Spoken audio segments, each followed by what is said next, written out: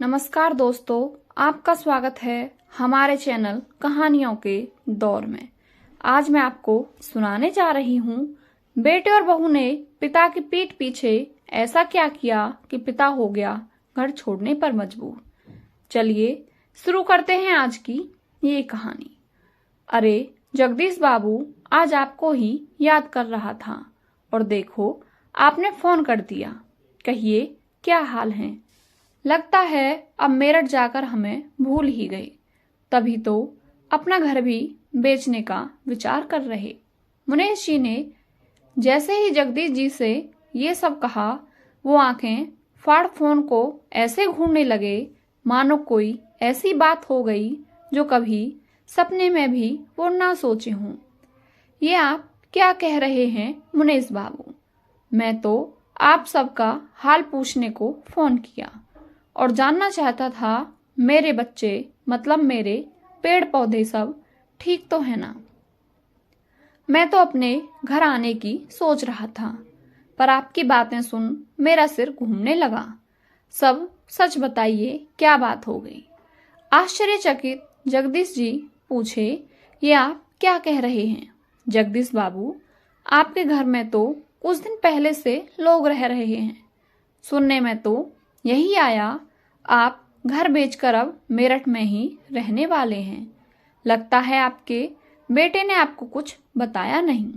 चलिए फिर कभी बात करता हूँ। पोते पोती को बस स्टॉप से लाने का समय हो गया, कह मुनेश जी ने फोन रख दिया। इधर जगदीश बाबू हैरान परेशान से घर में चहलकदमी कर रहे थे। ये क्या कह रहा था मुनेश? जय ने मुझे कुछ बताया भी नहीं और घर किराए पर लगा दिया और बेच दिया। ये सब मैं क्या सुन रहा हूँ?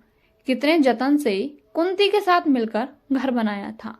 कुंती ने घर के लिए कितनी ख्वाहिशों को ताक पर रख दिया था। मुझे यहाँ आना ही नहीं चाहिए था। ये सब सोचते सोचते उन्हें यहाँ आने से पहले की बातें एक एक कर याद आने लगी। पत्नी की मृत्यु के बाद जब बेटा सपरिवार आया था तो जाने से कुछ दिन पहले ही बेटे ने कहा था, पापा सोच रहा हूं अब इस घर का ताला लगा दिया जाए और आप हमारे साथ मेरठ रहने चलिए। अब माँ भी नहीं है तो यहाँ आप अकेले कैसे रहेंगे?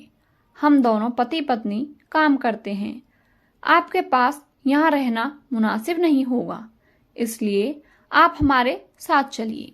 जय ने जगदीश बाबू से कहा। वो शहर जाना तो नहीं चाहते थे, लेकिन मरते क्या ना करते। पत्नी जो चंद दिनों पहले साथ छोड़कर चली गई। डायबिटीज और बीपी के मरीज कहाँ अकेले रहते। सोचा बच्चों के साथ समय व्यतीत हो जाएगा।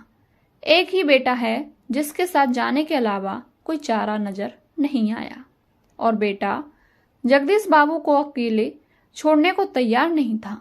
जगदीश बाबू अपने कपड़े, दवाइयां और साथ में धर्मपत्नी की तस्वीर साथ लिए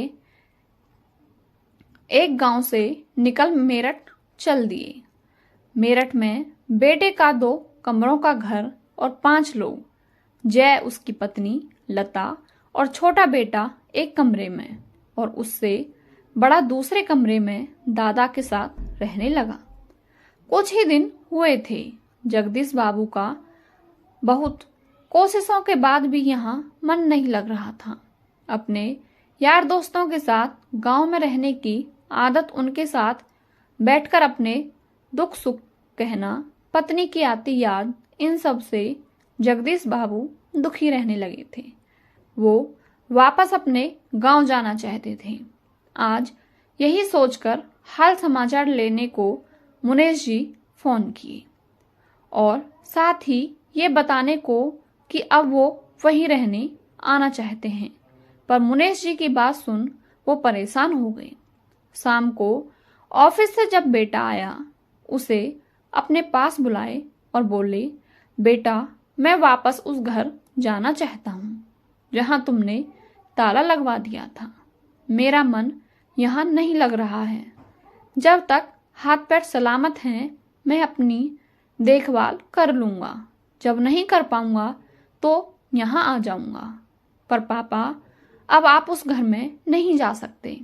आपको रहना हमारे साथ ही होगा।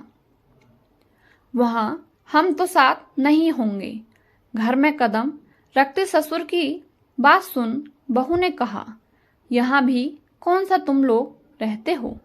बच्चे भी अपने स्कूल कोचिंग में व्यस्त रहते हैं। एक काम वाली आती है, वो खाना पीना दवा दे जाती है। तुम दोनों कौन सा मेरे साथ ही रहते हो? जगदीश बाबू गुस्सा करते हुए बोले, ये कैसी बात कर रहे हैं पापा? हम दोनों सुबह और रात आपके साथ तो होते हैं, पर पूरे दिन हम कैमरे से आपको देखकर तसल्ली करते रहते हैं कि आप ठीक हैं। फिर कांता भी तो आपका पूरा ध्यान रखती है। उधर जाने के बाद आप बिल्कुल अकेले हो जाएंगे। जय ने कहा, ये बोले, ना बेटा, अब उस घर पर मेरा कोई अधिकार नहीं रहा। तुमने उसे बेचने की पूरी तैयारी कर ली है। घर भी किराए पर लगा दिया है। जगदीश बाबू गुबार निकालते हुए बोले, ओह, तो आपको पता चला।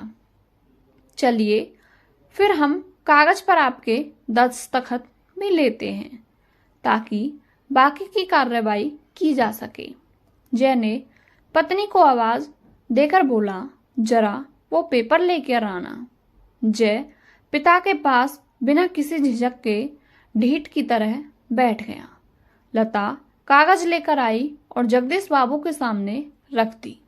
कागज देखते कमलेश बाबू कभी बेटे बहू को देखते, कभी कागज को। वो एक वृद्धाश्रम का कागज था। ये सब क्या है? जगदीश बाबू ने पूछा।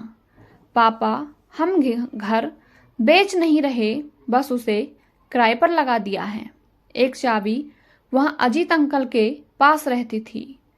उन्होंने ही सुझाव दिया। बेटा, घर में तुम लोग ताला लगाकर चले गए हो।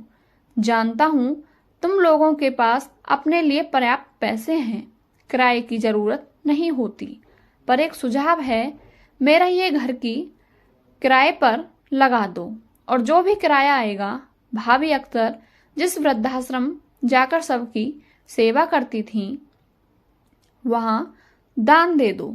भाभी को अच्छा लगेगा और घर पर ताला भी नहीं रहेगा। मैं किसी पहचान वाले से बात करूं, अगर तुम बोलो तो। पर तेरा अड़ियल बाप ना मानेगा, ये भी सोच लेना। बस पापा, हमने माँ की खुशी के लिए ये सब किया। आपको तो हम कभी अकेले रहने नहीं देंगे, ये मेरा खुद से वादा है। अब जहाँ नौकरी कर रहा हूँ, रहना तो वहीं होगा ना। उस घर पर आपका ही अधिकार है।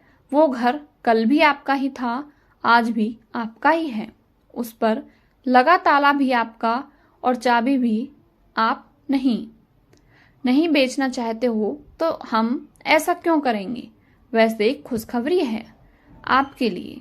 हम सब दूसरी सोसाइटी में जाएंगे जहां आपके हम उम्र लोग बहुत हैं, जिनके साथ मिलकर बातें कर आपको अच्छा लगेगा। वैसे आपको बिना बताए सब निर्णय लिया, उसके लिए सॉरी। जय जगदीश बाबू से बोला, मैं भी न जब से मुने से बात किया तब से न जाने क्या क्या सोच लिया था। अब मुझे कोई आपत्ति नहीं है बेटा। मेरी राधा की खुशी जिसमें मैं भी उसमें खुश रहूंगा। कहते हुए जगदीश बाबू ने बेटे को गले से लगा लिया। जगदीश बाबू को अपनी गलती का एहसास हुआ कि उनको अपने बेटे पर विश्वास रखना चाहिए था। उन्होंने दूसरों की बात पर विश्वास कर गलती की। खैर, उनको अपने बेटे से जो गिले शिकवे थे दूर हो गए। आजकल का समय ऐसा आ गया है, हम गैरों की बात सुन जल्दी आवेश में आ जाते हैं और अपनों पर ही शक करने लगते हैं। जरूरी नहीं हर बार हमारी संतान गलत ही कर रही हो, कभी उनका भरोसा भी कर लेना चाहिए। और जगदीश जी ने ठान ली कि आगे से कभी दूसरों की बात को दिल पर नहीं लेंगे। आपकी इस कहानी के बारे में क्या राय है? हमें कमेंट बॉक्स में अवश्य बताएं।